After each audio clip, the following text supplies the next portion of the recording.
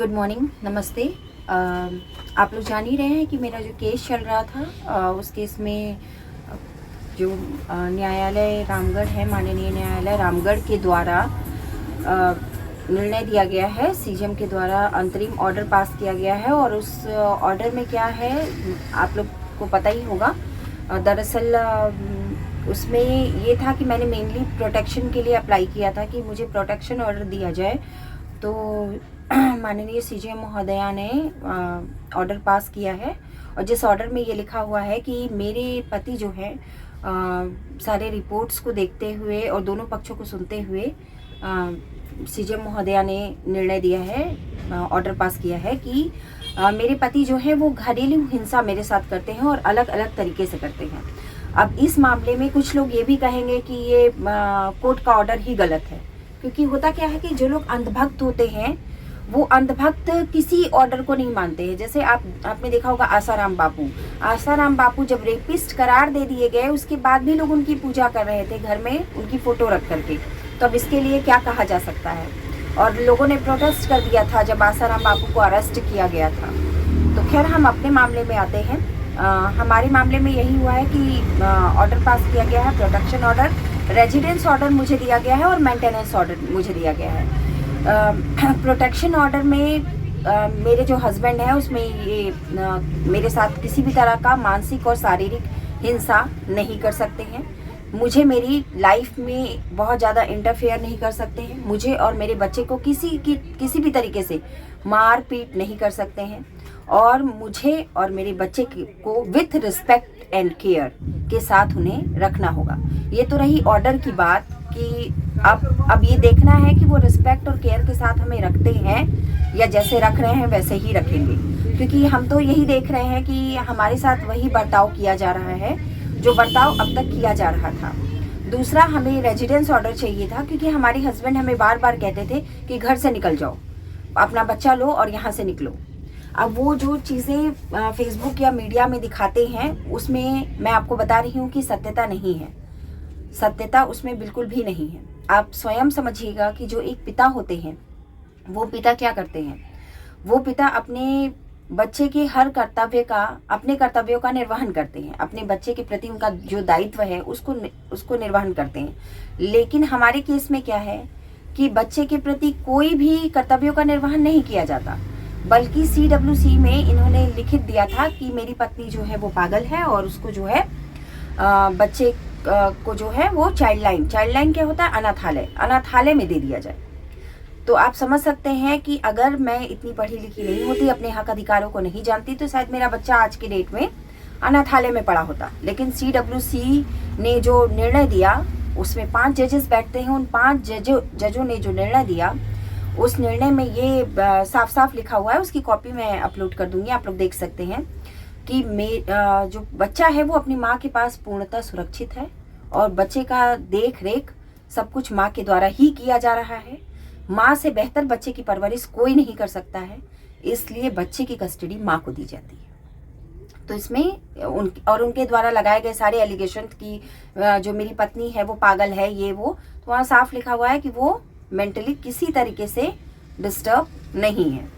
अब आप एक बात समझिए, जो कि खुद लॉयर है वो कहाँ से मेंटली डिस्टर्ब हो जाएगा। भाई बार काउंसिल में लिस्टेड हूँ मैं, है ना। अच्छा, अब एक और जो मैंने हिंदुस्तान में पढ़ा तो मेरे हस्बैंड ने भी अपना पक्ष रखा है, जिसमें उन्होंने ये कहा है कि एक तरफा निर्णय दे करके कानून की धज्जियाँ उड़ा दी गई हैं।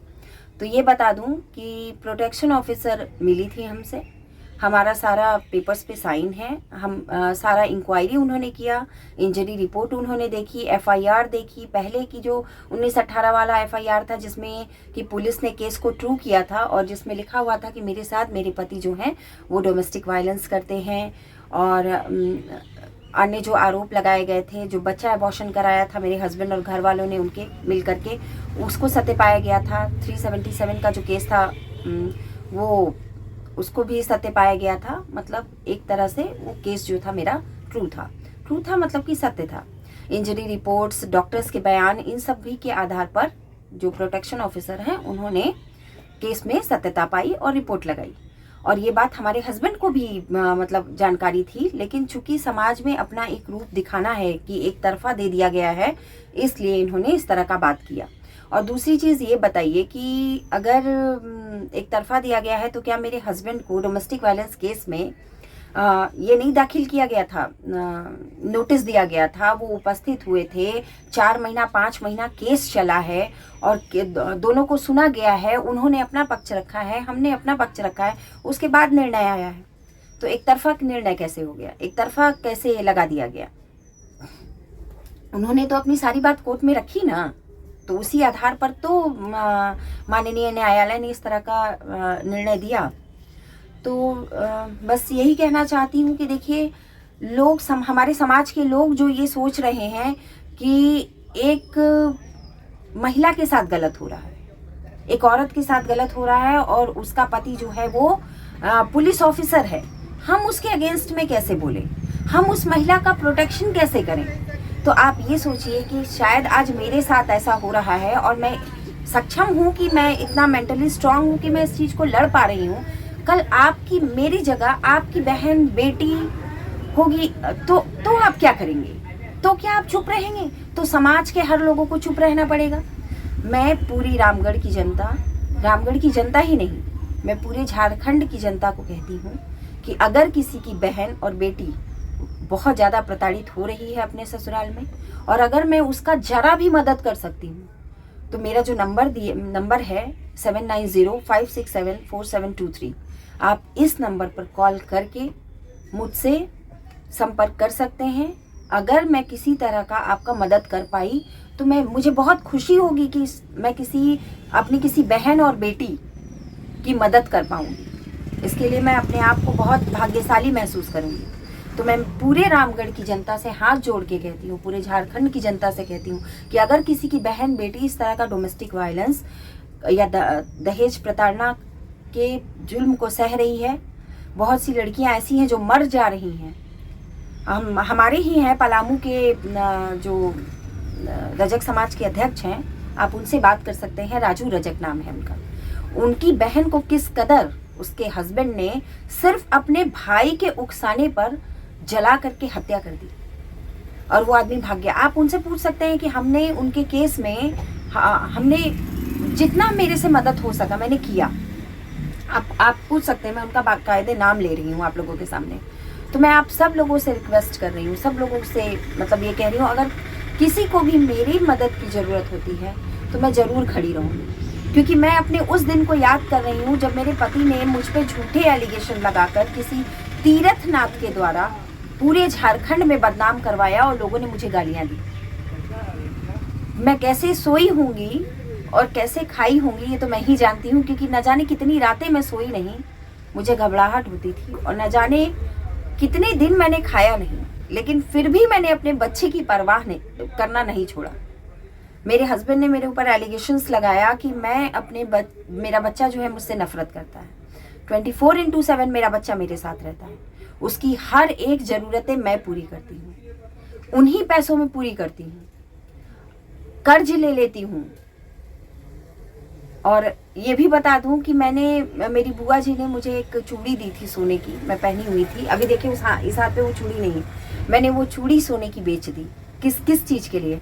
क्योंकि मेरे पति ने मेरे बच्चे के एडमिशन के लिए जो पैसा मैंने रखा था वो पैसा मेरे पति मुझसे लूट कर ले गए, जिसकी लिखित शिकायत भी मैंने की। बदले में मुझे अपने बच्चे के एडमिशन के लिए, उसके कपड़ों के लिए और अन्य चीज़ों के लिए मैंने किसी से पैसा नहीं मांगा, लेकिन मेरे पास जो मेरे हाथ में जो एसेट था उसको मैंने बेच दिया, क्योंकि प्रथमता मेरे बच्चे का भविष्य है।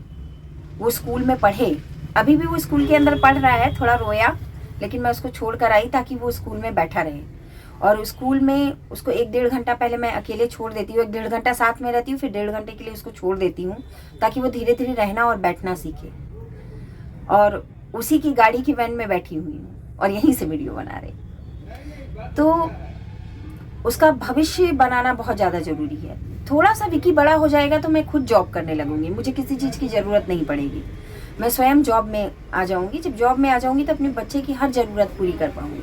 देखिए, एक माँ होने के नाते मैं क्या बताऊं, मैं कल जब बाहर निकली तो एक यहाँ पर ही शोरूम है कार का, तो हम पैदल जा रहे थे, हमें ऑटो नहीं मिल रहा था, तो विकी ने मेरा हाथ पकड़ा और कार कार बोलते हुए उस शोरूम के पास ले गया और कहने लगा ये मम्मी कार, मम्मी कार। मेरे आँख में आंसू आ गया, क्योंकि विकी को कार में चढ़ना बहुत पसंद है। तो उसी मतलब आँख में आंसू आ गया कि मैं अपने बच्चे की ये ज़रूरत पूरी नहीं कर पा रही हूँ कि मैं उसे कार नहीं दे पा रही हूँ। तो खैर अपने आप से मैं वादा की कि जैसे ही मैं कमाना शुरू करूँगी, जैसे ही अगर मेरी जॉब जल्दी से हो जाए, वो हो जाती है, तो सबसे पहला लोन लेके मैं अपने बच्चे के लिए कार खरीदूंगी, ताकि मेरा बच्चा ऑटो में ठोकर ना खा सके। क्योंकि देखिए मेरे लिए मेरी सबसे बड़ी संपत्ति मेरा बेटा है, मेरा बच्चा है। बहुत कष्ट से मैंने पैदा किया है, बहुत तकलीफ से। कुछ लोग हैं जो कमेंट करते हैं आप ड्रामेबाज हैं। अरे जो ड्रामेबाज है और जो नौटंकी करता है, जो मॉडलिंग करता है, जो चीज़ों को दिखाता है, उसको लोग सत्य मान लेते हैं, लेकिन जो सत्य है उसको लोग गलत मानते हैं। ये मतलब बहुत बड़ी चीज़ है। हमको समझ में नहीं आता है कि लोगों को ये चीज़ें क्यों नहीं समझ में आती हैं लोगों को। खैर ऐसी औरतों को भी मैं महान कहूँगी जो ये जानते हुए कि एक पति है वो और एक बच्चे का बाप है, सिर्फ इसलिए उसके पीछे है क्योंकि वो डीएसपी है। और ऐसे पिता को मैं सत नमन करती हूँ जो एक डीएसपी होकर, एक पद पर होकर अपने बच्चे की ज़रूरतों को पूरा कर सकता है, लेकिन वो उसकी ज़रूरतें पूरी नहीं कर पा रहा। आज मैं माँ होकर के अपने बच्चे के हक अधिकार के लिए कोर्ट से अपना हक ले रही हूँ, लेकिन ले रही हूँ ना भाई।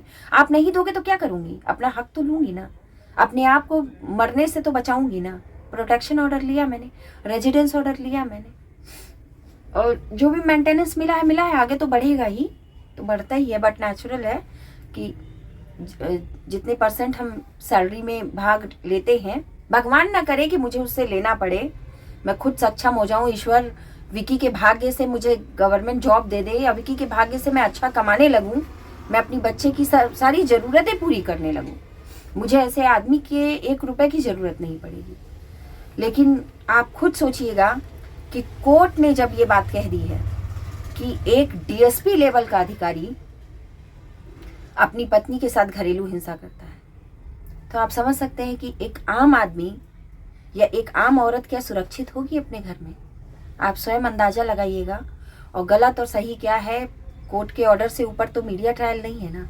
हमारे देश में मीडिया के ट्रायल को या मीडिया में दिया गया वीडियो को सत्यता नहीं माना जाता है, ये बात आप लोगों को समझना पड़ेगा। लेकिन इस फेसबुक और सोशल मीडिया की दुनिया में लोग वायरल चीज़ों को सत्य मानते हैं। आप कोर्ट की चीज़ों को लोग सत्य नहीं मानते हैं, बहुत मतलब अजीब सी चीज़ है। तो मीडिया ट्रायल जो है ना, वो कोर्ट के ट्रायल से ऊपर नहीं है। कोर्ट के ट्रायल में दिया गया निर्णय ही हमारे देश में मान्य है, मीडिया का दिया गया निर्णय मान्य नहीं। तीरथनाथ जैसे पत्रकार जो कि एक औरत पर लांछन लगाते हैं, इस तरह का दुर्व्यवहार करते हैं, पैसे के लिए, सिर्फ पैसे के लिए एक औरत का चरित्र हनन कर देते हैं, वो मर्द कहलाने के लायक नहीं है। बिल्कुल भी वो मर्द नहीं है, मर्द कहलाने के लायक ही नहीं, क्योंकि मर्द औरत को बसाता है, मर्द औरत की इज्जत को तार तार नहीं करता। मर्द वो होता है जो औरत के तन को ढकता है, उसकी इज्जत को ढकता है, उसकी इज्जत को नीलाम नहीं करता है। खैर जो कोर्ट का निर्णय आया वो मैंने आप लोगों के सामने रख दिया है। बाकी आप लोग स्वयं समझदार हैं, और यही कहूँगी कि अगर किसी को मेरी ज़रूरत हो, अगर 1% भी मैं किसी बहन बेटी के काम आ सकूं, तो मुझे प्लीज़ संपर्क करिएगा, मुझे बहुत खुशी होगी। चलिए फिर उसके बाद धन्यवाद, नमस्कार।